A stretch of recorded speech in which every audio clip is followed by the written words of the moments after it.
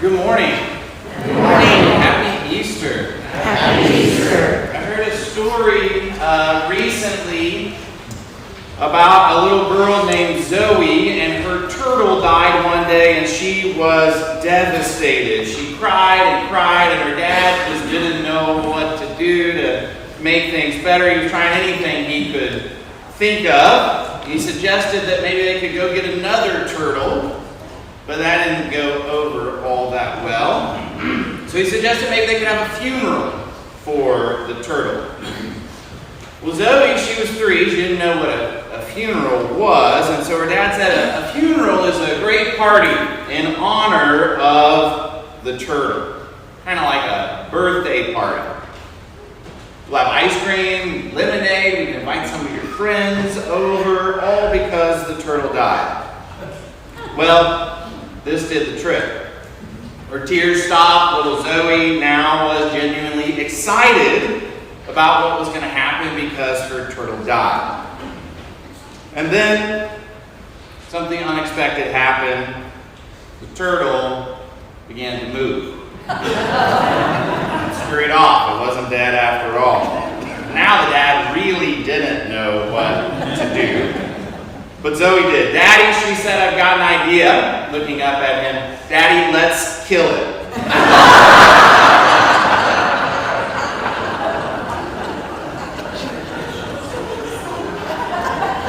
You never know how the joke is going to go.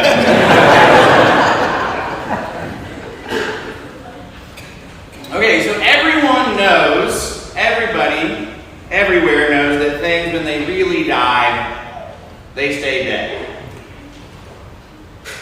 And yet we come to church this morning and we hear this really unique, and if we're being totally honest and objective, a really strange story.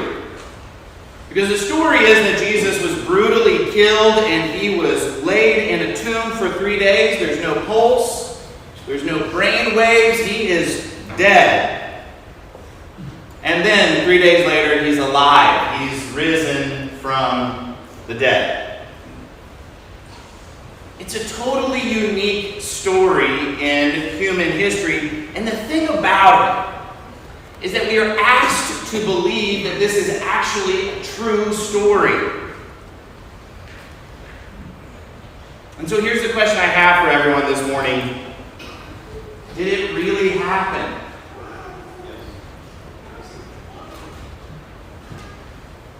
Yes.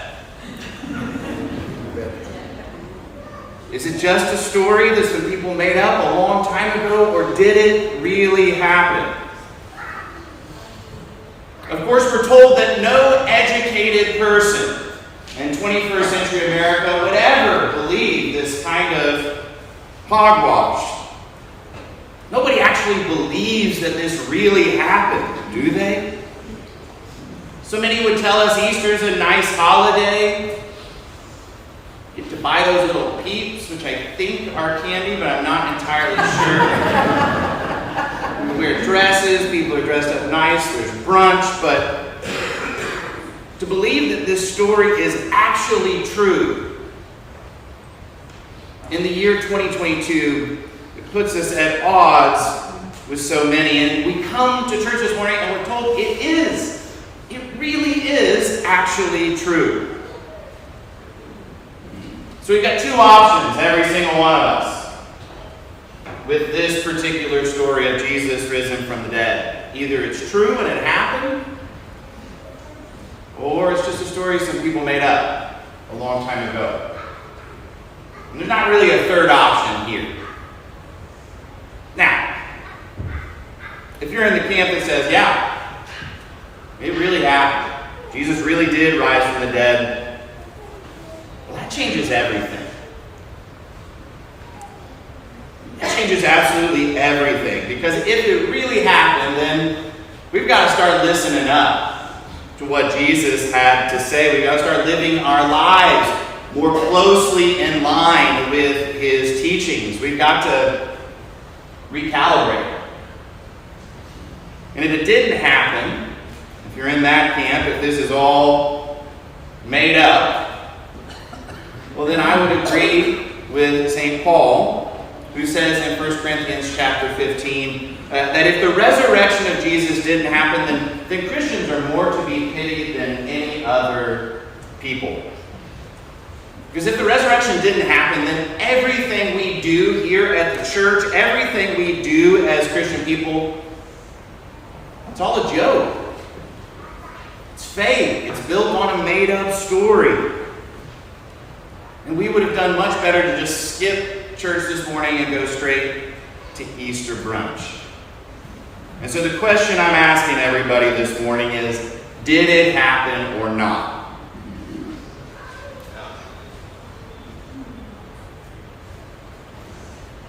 There's a detail in the gospel narrative that we just read that I want to highlight for you, and then I want to talk for just a second about the tomb of Jesus, because both, I think, will help us find the answer.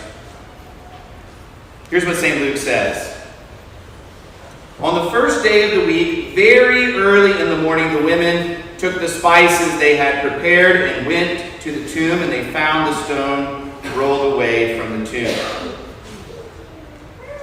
Here's what Matthew says. After the Sabbath at dawn on the first day of the week, Mary Magdalene and the other Mary went to look at the tomb. Here's what St. John says.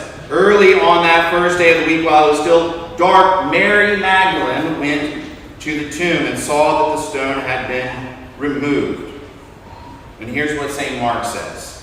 When the Sabbath was over, Mary Magdalene, Mary, the mother of James, and Salome brought spices that they might go and anoint Jesus' body.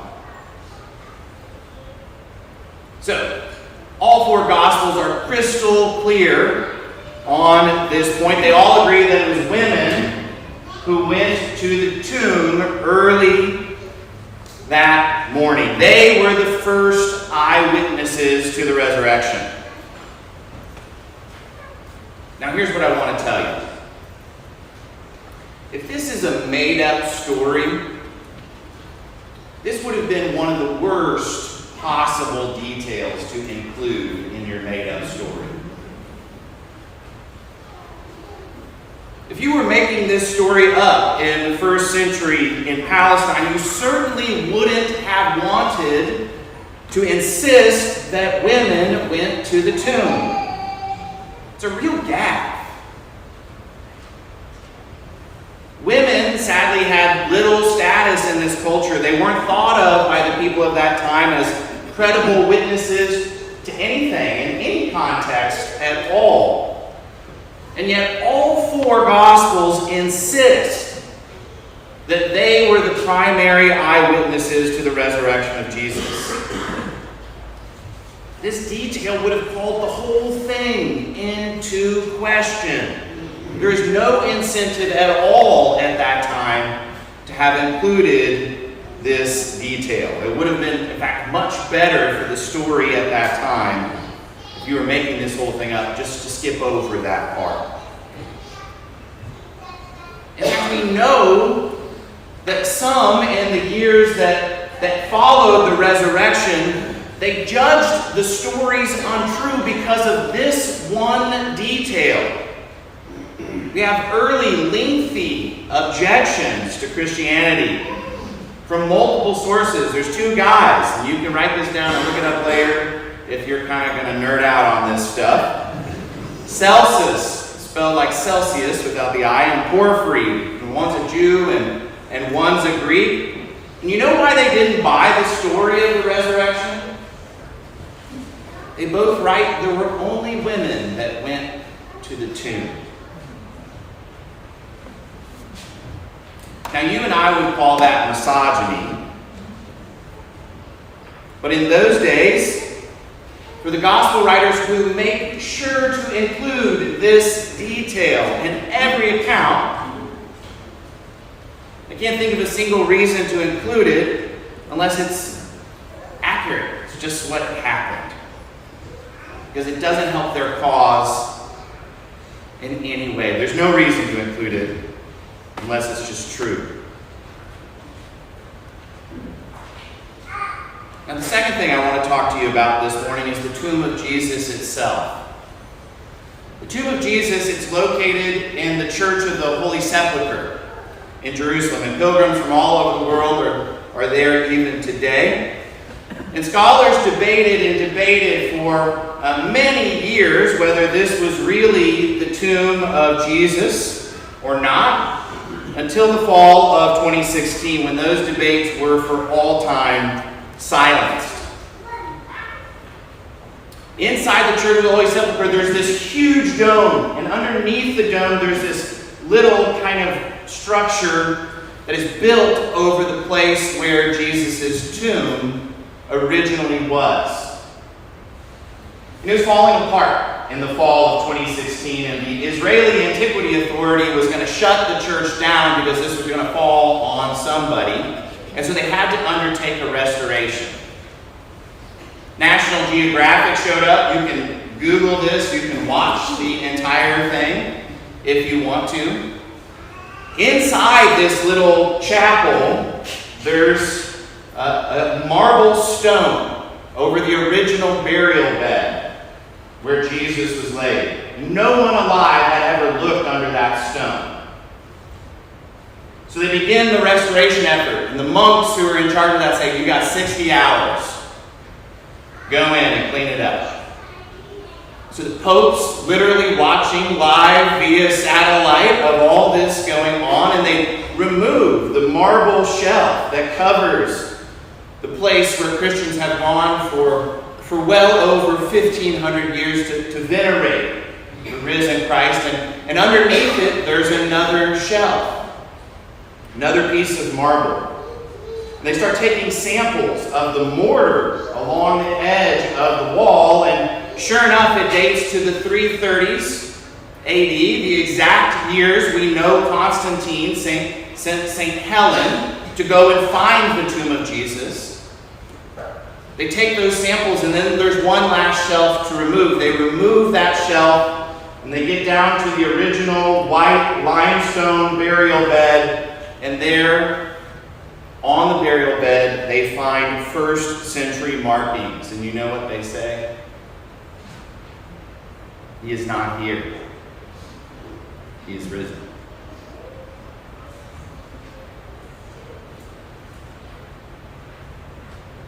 So we got to make our choice about the resurrection.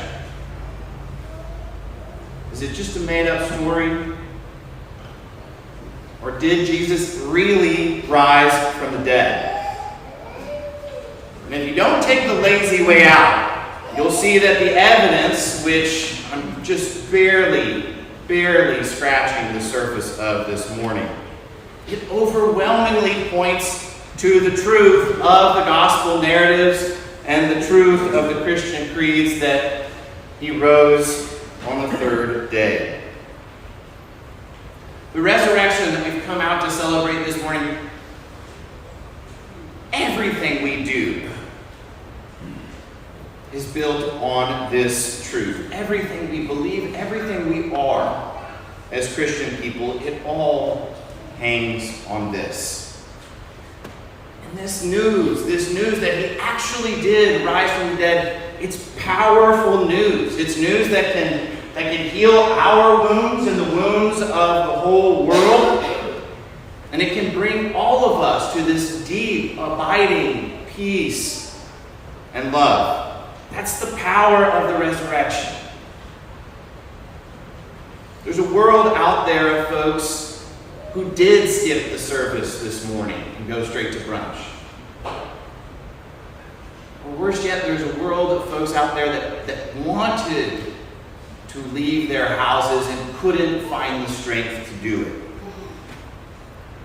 There's a world out there that is hurting, that really needs to hear this powerful message that we are singing about and smiling about here this morning. So, whatever you do, if you really believe that Jesus did rise from the dead, do not keep that message to yourself. Take it with you as you leave today and share it joyfully with any and all.